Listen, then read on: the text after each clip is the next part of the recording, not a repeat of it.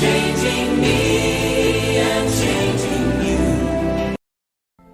Praise the Lord. దేవుని మహాకృపను బట్టి మీరందరూ క్షేమంగా ఉన్నారని దేవుణ్ణి ఎంతగానో స్తుతిస్తూ ఉన్నాను.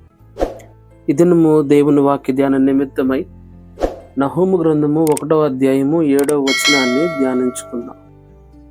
యెహోవా ఉత్తముడు, శ్రమ దినమందు ఆయన ఆశ్రయ దుర్గము.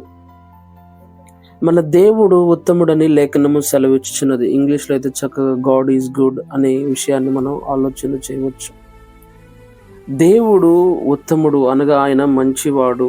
యెహోవా ఉత్తముడు అనే మాటను పలుమార్లు పరిశుద్ధ గ్రంథంలో మనం చూస్తూ ఉన్నాం. ఆయన మంచివాడు అని లేఖనము సెలవిచ్చుచున్నది. మరికొన్ని చోట్లయితే యెహోవా దయాళుడు అనే విషయాన్ని మనం ఆలోచన చేయవచ్చు. శ్రమ దినమందు ఆయన ఆశ్రయదుర్గముగా మనకున్నాడు. ప్రియులారా, నా జీవితంలో ప్రతిదినం ఒకేలాగా ఉండకపోవచ్చు.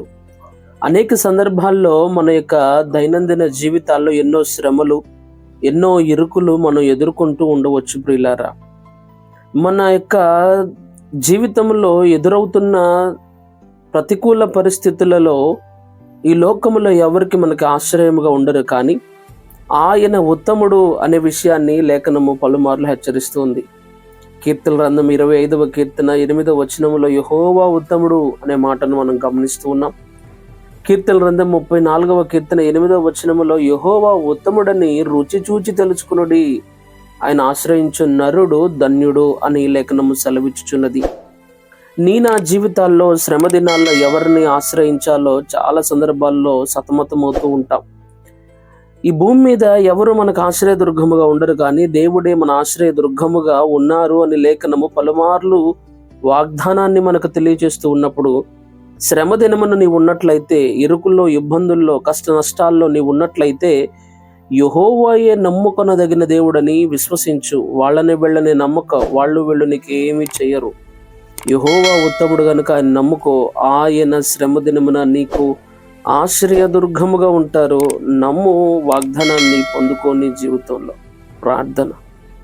సకల ఆశీర్వాదములకు కారణభూతుడమైన మా దేవ, నీవు ఎంతైనా నమ్మదగిన దేవుడు అని, నీవు ఉత్తముడు అని ఇది మాకు తెలియజేసిన విధానం కొరకే వందనాలు.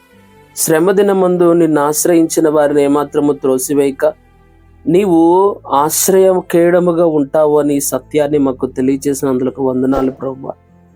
ఈ దినము మా జీవితాల్లో అద్భుతాలను జరిగించి మీ నామానికి మహిమ తెచ్చుకునమని యేసుక్రీస్తు నామమున అడుగుతున్నాను తండ్రి. ఆమేన్.